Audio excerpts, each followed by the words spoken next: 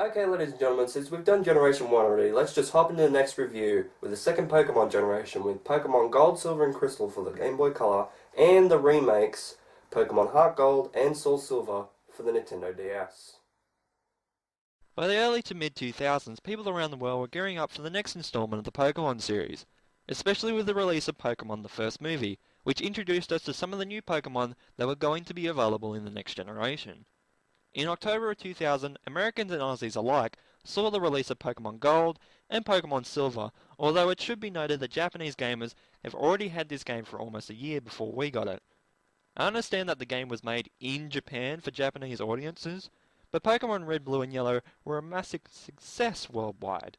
There really wasn't any excuse for waiting that long to release it everywhere else. I understand this motive if it's the first game of a franchise and just not sure on how well it's going to do, but when you have a huge success like Pokemon, you really need to work on translation and localization pretty much from the get-go of the game. You know you're going to release it in other areas, so you just really need to work on it. When this game came out, I didn't know too much of the series at this point, and realistically, I was a little excited when I picked up a new game from my Game Boy Color, anytime I got one, which at one stage in 2001 was Pokemon Crystal. It was a great time for you if you were a Pokemon fan during the release time of Gold, Silver, and of course, Crystal. Now, Generation 2 in terms of gameplay behaves just like Red, Blue, and Yellow, so we don't have to spend too much time on battle mechanics and overworld setup, but that doesn't mean that Generation 2 didn't introduce anything new. No, quite a number of things were introduced. For starters, colour! Look at all this! The trees are coloured like trees, all the towns are full of vibrant colours and such, and Pokemon are now coloured appropriately as well. All the Pokemon are also supporting new artwork, and in Crystal, they're full out animated. The sprites are also a little bit different depending on which version of the game you're playing. It's not much, but I think it works well enough for the games to feel separate. The battle interface has also changed as well, and by that we mean an experience bar, which lets you know how much experience you need left in order to level up. This is one thing I was very interested in since I hadn't played too much RPGs myself back in those days. At times though, it can be visually frustrating. You know what I'm talking about. You're on the way of leveling up, you defeat the Pokemon, you get the experience, the blue meter goes up, just before it's about to reach its peak as if to say, come on, one more battle. Then later on in the game you wanted to move it by a lot, but it barely moves at all because of higher experience requirements. Another thing that was added was Pokemon Geners, but unless you're going to do some Pokemon breeding, it doesn't really impact anything else. But how is gender determined? Well, for Gen 2, a Pokemon's gender is determined by its attack stat. If it's above average, the Pokemon will be male, and if it's below, it will be female. A day-night cycle also gets introduced. Basically, certain events in Pokemon can only appear at a certain time of day. For example, Hoot Hoot, the owl Pokemon, is really only out at night, and Pokemon like bug types are more frequent during the day and such. The day-night system doesn't affect the main plot, but it is needed if you want specific Pokemon or to do certain events in the game. Pokemon can now also hold on to items to use during battle or give them a boost in stats. For instance, if you let a Pokemon hold on to a barrier and such, they'll use it under the correct circumstances. There's also times when you can obtain phone numbers of certain trainers after you battle them. With their phone numbers in hand, you can receive calls to set up rematches or receive items, but most of the time the trainers just provide some pointless banter that is more annoying than useful. Finally, there's also new types of Pokemon, Dark and Steel. Remember back in Gen 1 when the Psychic Pokemon were the Game Breakers? Well, these two types were introduced to counter how broken Psychics were. It is still quite easy to win battles with Psychic Pokemon, but baby steps I guess. The most important change to the battle mechanics in Gen 2 was the split of the special stat from Red, Blue and Yellow. In a Pokemon battle, moves draw their strength from either the attack stat or special stat, depending on the type of move you used. Types like Rock, Bug, and Flying are physical based, whereas types like Fire, Ice, and Psychic are special based. In Gen 1 there were stats for both physical attack and physical defense, but only one stat for special moves. This means that high-leveled special stat Pokemon, like most Psychic Pokemon, were extremely broken. Gen 2 split the special stat into special attack and special defense to make the game more balanced, and this also affected certain Pokemon by buffing or nerfing them. For example, Hypno got a reduced special attack in his move to Gen 2, but Snorlax got a buffed up special defense. This, like I said, has made the game more balanced than its predecessors. There's also EV and IV training, but check out a Pokemon wiki or search it on the internet because I don't do this myself, so I don't really know what that's all about. Anyway, the story of this generation takes place 3 years after the events of Generation 1. Like the first game, you're free to choose a name for your character, but he is officially known as Ethan, or Gold in the manga. He lives in the region of Johto, and like Red in Gen 1, he is also quite the mute and has a mum that lives in the kitchen. In Crystal, you can choose between a boy or a girl, but apart from the difference in gender, they play the exact same and experience the exact same story. Professor Elm, who specializes in Pokemon research, assigns Ethan with the task of retrieving an item from Mr. Pokemon, who lives on the outskirts of Cherry Grove City. Professor Elm allows Ethan to choose one of 3 Pokemon to accompany him on the journey: Chikorita, Totodile, or Cyndaquil. After leaving the building, Ethan encounters a red-headed creep who shoves Ethan back upon talking to him. Well, screw you too! Anyway, after Ethan meets up with Mr. Pokemon, he's greeted by Professor Oak and gives Ethan a Pokédex to collect data on Pokemon. This was done in Generation 1, but there are over 100 new species of Pokemon Red himself didn't collect that are native in Johto. Anyway, Mr. Pokemon turns out to have a Pokemon egg that we need to deliver to Professor Elm. But before we do that, we run into that red-headed guy who shoved us earlier. It turns out that he stole one of the Pokemon that Professor Elm kept in his lab, and now wants to become a Pokemon Master. After battling him, you can give him a name when filing the police report, but he's officially known as Silver. As soon as the Pokemon egg is delivered to Professor Elm, he suggests that Ethan takes on the Pokemon League Challenge and attempt to become a Pokemon Master. And this is where the overall structure and plot progression becomes very similar to Gen 1. As Ethan, you need to travel all over Johto to obtain badges from 8 different gym leaders who support their own types and challenges. HMs are better implemented this time, since HMs like Cut and Waterfall only have to be used a certain amount of times to progress, and HMs like Strength and Surf are still really good moves to teach your Pokemon to use in battles. The towns themselves feel more diverse than the ones in Gen 1, since every town except for the first 2 have a landmark that makes it simpler to remember them. Speaking of them, let's get into the locations themselves. New Bark Town and Cherry Grove City are just there to get you used to how the overworld works. And there's even a man in Cherry Grove that gives you a rundown on what certain buildings do, and will give you a town map after spending some time with him. The journey really begins in Violet City, home of Faulkner, who specializes in bird Pokemon, and the Sprout Tower, who will be spending more time than necessary looking at Bellsprouts, because that's all that the trainers use here, other than maybe a Hoot Hoot. You should also know that throughout your journey you run into your rival at the worst possible times. One thing he's good at is popping up when you don't want him to. Make sure your Pokemon are at full health at all times. He does have character development though, and is one of only 2 rivals in the franchise to do so. He starts out as an absolute dick, but later on in his journey, he finds out that being a dick won't solve your problems, and becomes more caring towards his Pokemon too. This is even shown through his Crobat, that he has at least in the original versions of the game, which will not evolve from Golbat if it hasn't reached max happiness with its trainer. Next up we have Azalea Town, where we can find out that Team Rocket from Generation 1 is back after a 3-year absence, and you, the 11-year-old, need to stop them again. The gym leader here is Bugsy, who specializes in Bug-type Pokemon. To this day, I'm still not sure if Bugsy was supposed to be a guy or a girl. Azalea Town also houses Kurt, who can make specialized Pokeballs out of apricorns that you can find in trees all over Johto. Before heading into the next city, we come across the daycare center where a new mechanic gets introduced: breeding. You see, if you give the daycare staff 2 Pokemon of the opposite genders, like a male and female Pikachu, there's a possibility that they might produce an egg after a while. Eggs can hatch into baby Pokemon after walking around with them after a certain amount of time, and baby Pokemon can evolve into stronger forms under special conditions. In fact, there's a lot of new ways that Pokemon can evolve in this game. Sometimes certain Pokemon can only evolve at a particular time of day, and some Pokemon won't evolve until it's happy enough with its trainer. And finally, there's some Pokemon that won't evolve unless you trade it while it's holding on to something. I can understand why they did this since they were the only ways to evolve Pokemon from Generation 1, but I feel as if they might have went a little overboard.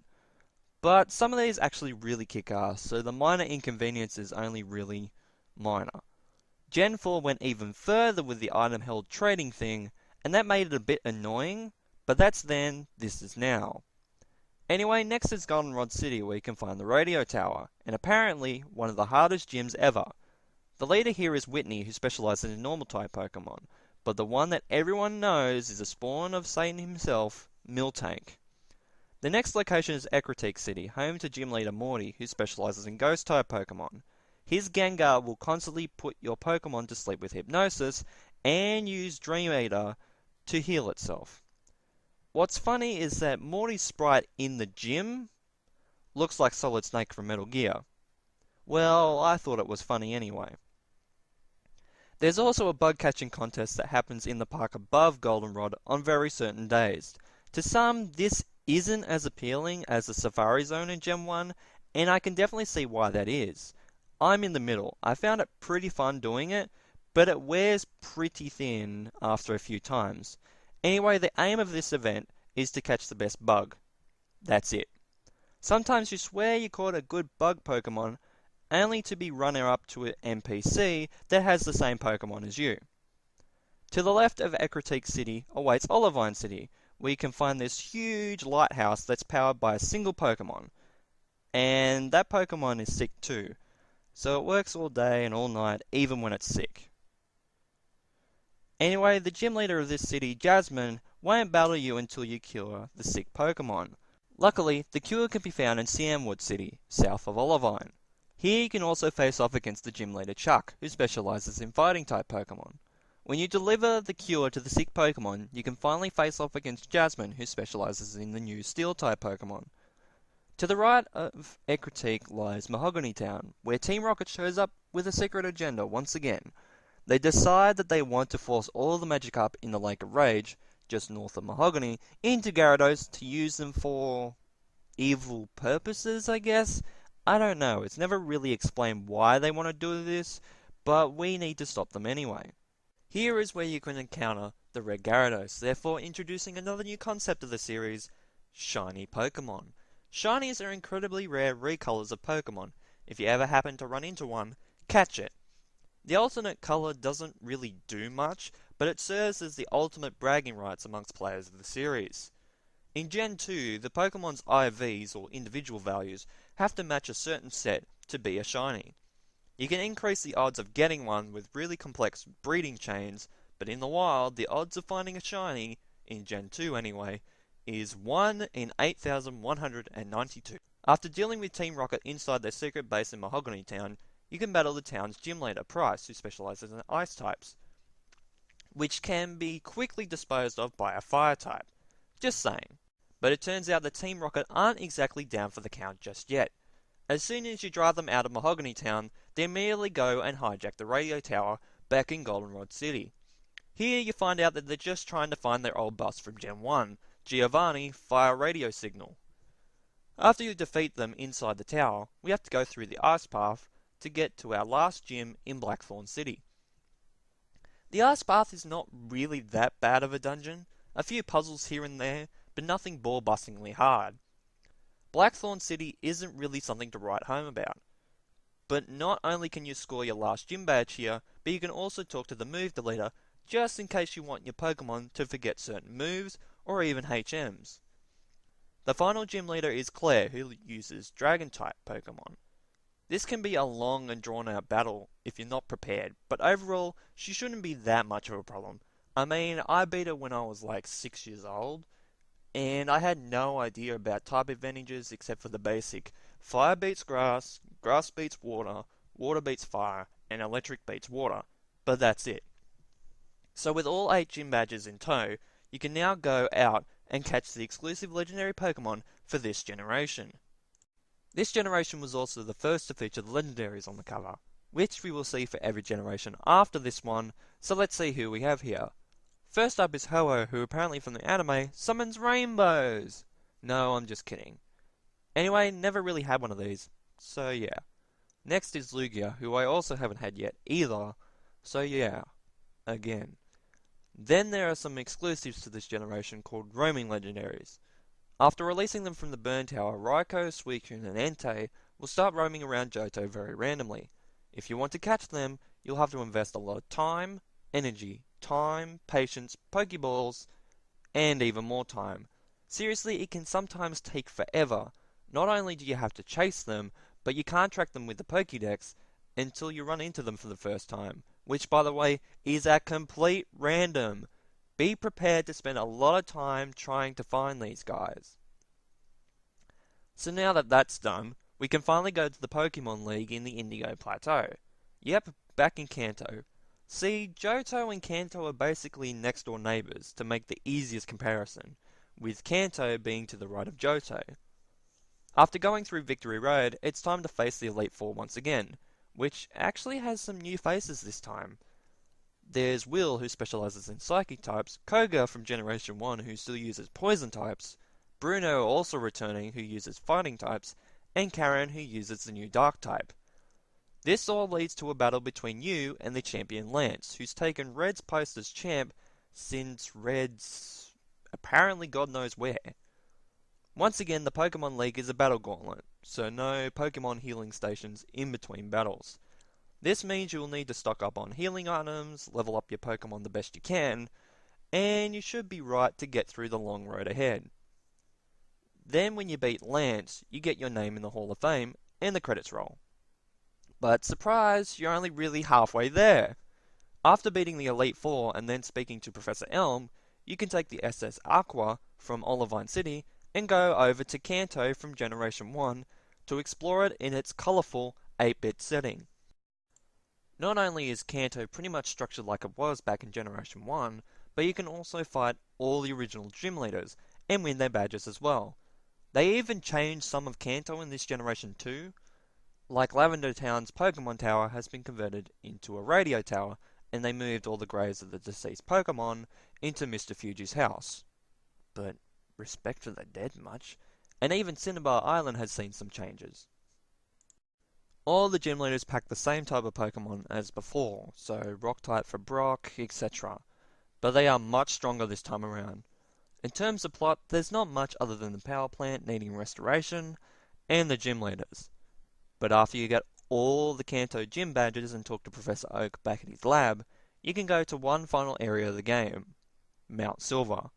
The area itself is not that big in size, but right at the very peak of the mountain, another surprise. You can battle yourself, Red, from Generation 1. He's the final battle of the game, packing the highest level Pokemon in the game, like a level 81 Pikachu.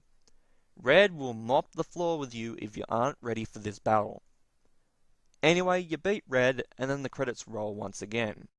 So that was Generation 2 of Pokemon, and needless to say, this one definitely has a spot close to my heart. This Pokemon generation was the first one I played, with my version being Crystal, and it's actually the only generation I haven't actually finished all the way through. I didn't beat the Elite Four back when I was 6, and I haven't even went back to it to actually finish it. Even with the re-releases in Heart Gold and Soul Silver, I still haven't finished it. One thing I can say is that the soundtrack for this generation is absolutely awesome. Whether it's the original 8-bit or remastered soundtracks, it holds up today as one of my favourites in the series. The redone music from Generation 1 is awesome, and the original songs in it are absolutely amazing. With the re-releases to bring some attention to them, they pretty much function with the Generation 4 mechanics of Pokemon, with the setting based in Kanto and of course Johto. So pick them up if you want to get into the story of the second generation, but I think if you want to play the second generation, get your hands on an original Game Boy copy of Gold or Silver, or Game Boy Color version of Crystal, with working battery backups of course, just for that nostalgic feel and taste. I consider Generation 2 as, believe it or not, my favourite generation. It just did a lot right in immersing me into the series as a kid, and has not let me down at all in that time, even if I haven't finished it. Generation 6 got mighty close to taking that top spot, but I still believe Generation 2 to still be my favorite over these long years. And who knows, maybe when the time is right, I'll go back and finish it off. And probably cry a little when I finish it. Don't judge me, it's just an emotional time for me whenever that time arises. But anyway, enough of my rambling. Next time we meet, we're going into a new part of the Pokemon world with Generation 3 with Pokemon Ruby, Sapphire, and Emerald for the Game Boy Advance. Thank you guys so much for watching this review. You guys have a great day or night, and of course, take care.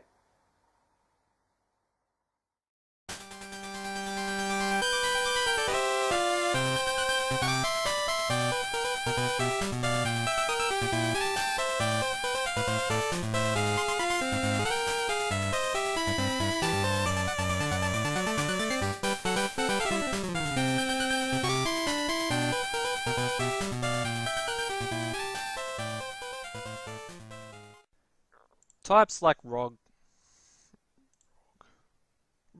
What the fuck? Rog. What works. And there's even a man in Cherry Grove that gives you a rundown on what's in.